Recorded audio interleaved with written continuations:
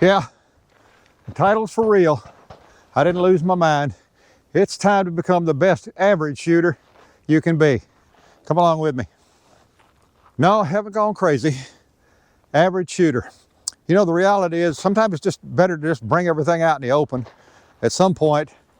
I've been online as a Christian gun owner for, I don't know, 18 years now, something like that.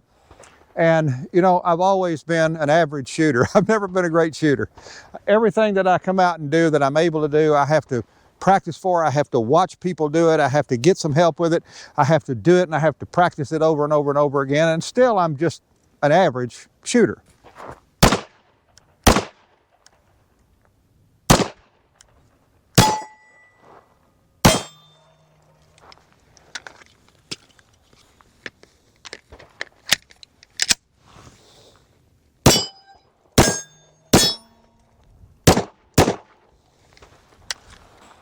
You know, you can go out on YouTube and you can find how many just extraordinary shooters, people that are doing things that are just off the charts, that just boggle your mind. And how easy is it to sit down and sit there and just get engulfed in watching those things hour after hour after hour, thinking, wow, I'd like to be able to do that. But bottom line is, unless we have the capacity to train like they train, work like they work, we have the money they have or the sponsorship that they have, we're not going to do it. The best thing we can do is learn how to be the best average shooters we can be. The people that are real people that have guns that we have to buy, ammo that we have to buy, time we have to take out of all kinds of other responsibilities because we don't make a living doing this. Becoming the best average shooters we can be the difference between life and death in a serious situation, self-defense situation, and that's worth being the best average shooter we can be.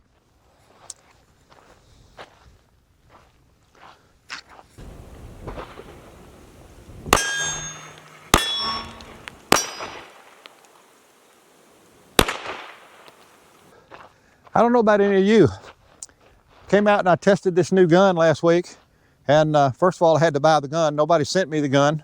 Because, you know, you go online and you see the people that are sponsored. And I can go to Hickok 45 and he'll show all the guns that somebody sent him. And there's a good reason they send them to him because of how good he is and the kind of channel that he has. It's all understandable. What I have to do is I have to buy mine. I went out last week and I bought this gun. I bought this optic right here. The gun and the optic and the holster together was about $1,200. I had to put that out of my pocket, and then I had to go buy ammo. I went and bought 1,000 rounds of ammo, or actually about 1,300 rounds of ammo, and it cost $200. I can't, you know, I came out and I ran 350 rounds through this and another gun the other day, $70 that I burned down range in less than an hour. I can't do that just continuously. And neither can a whole lot of you that come to a channel like this. But what we can do is we can get out and we can strategically buy our ammo. We can take our guns. We can get the guns that work best for us, as much ammo as we can, and strategically come out to the range wherever we can work. You don't have to have this stuff right here.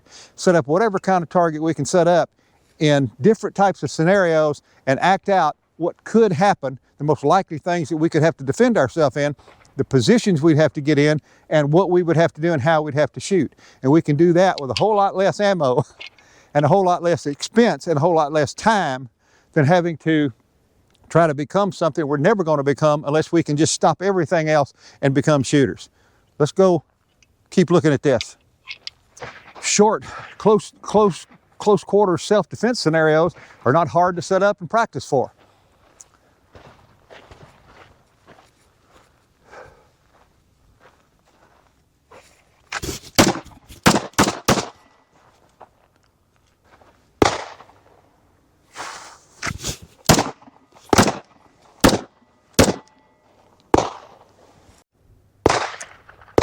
People that you see are good for shooting at the hip. You get online there and you see some of the ones that are just blasting away all the time. They shoot 10,000 rounds a month. They get good at shooting from the hip, but they don't start doing that from 25 yards away. They start shooting from the hip up close to learn how to do it.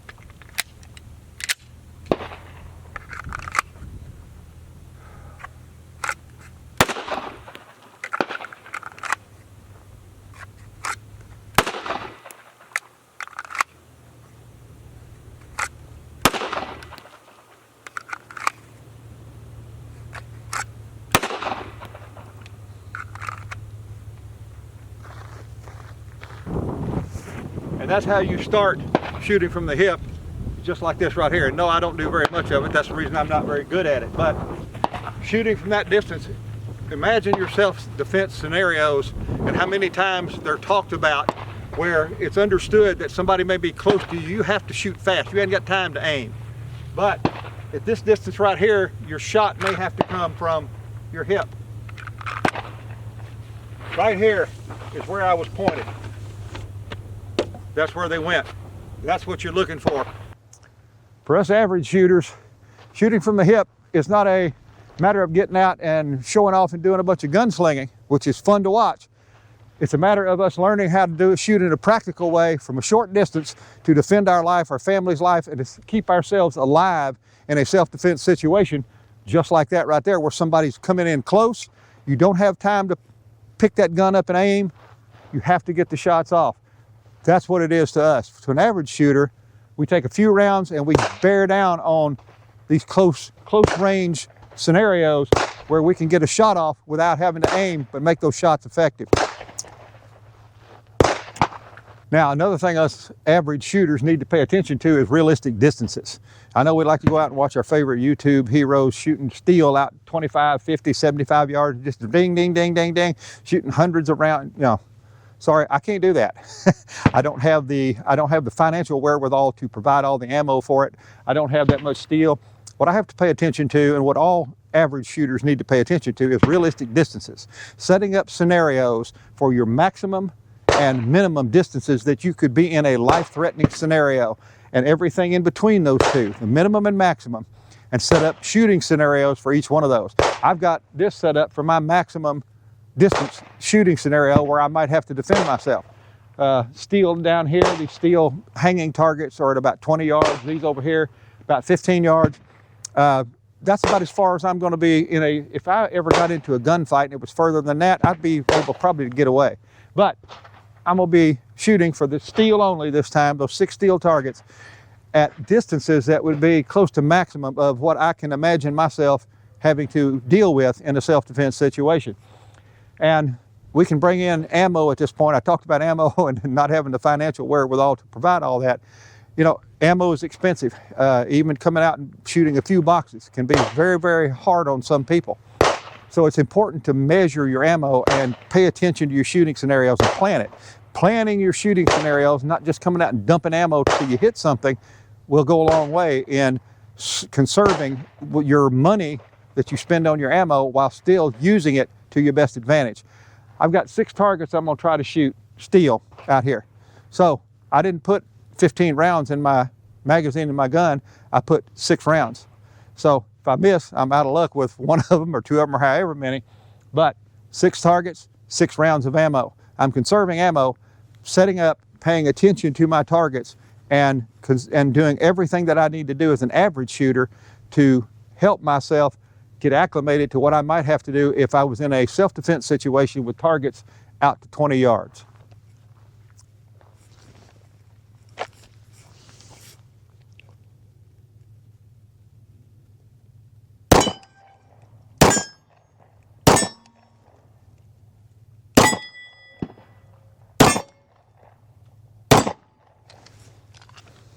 Planning this, coming out and planning scenarios like this, I don't use up a whole lot of ammo. I'll come out and I'll set a situation up like this several times. I'll move the targets around. I'll put the exact amount of ammo in here in my magazines that I need. I'll shoot at those targets. Then I'll go over, I'll evaluate what I've done, reload, and reset. Save a lot of ammo, and you'll set up for realistic scenarios and real practice for what you might actually have to use your gun for. I'm doing this one with a small pistol, Smith & Wesson Shield, and I'll probably miss on this one, but these are the kind of things I love to do here. And anybody can set these scenarios up to learn how to move and shoot. Maybe not be pretty, but it's worthwhile.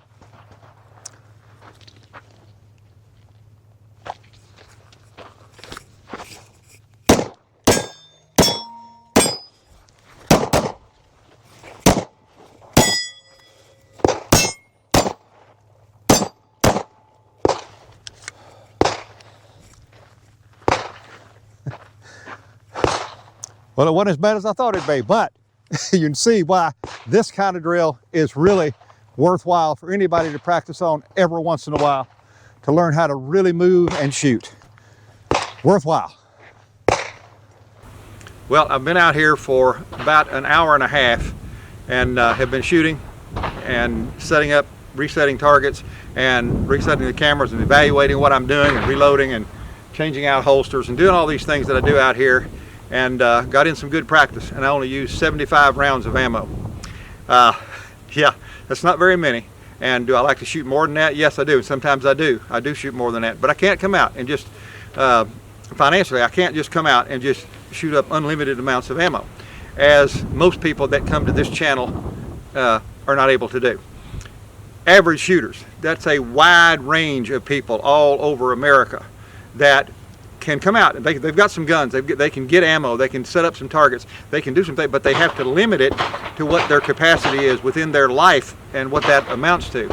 And it can be done best by coming out and planning your shooting, planning on how much ammo you can use, planning your targets and scenarios, planning your maximum and minimum distances for self-defense, and setting up those scenarios with the exact amount of ammo that you're going to shoot in each scenario.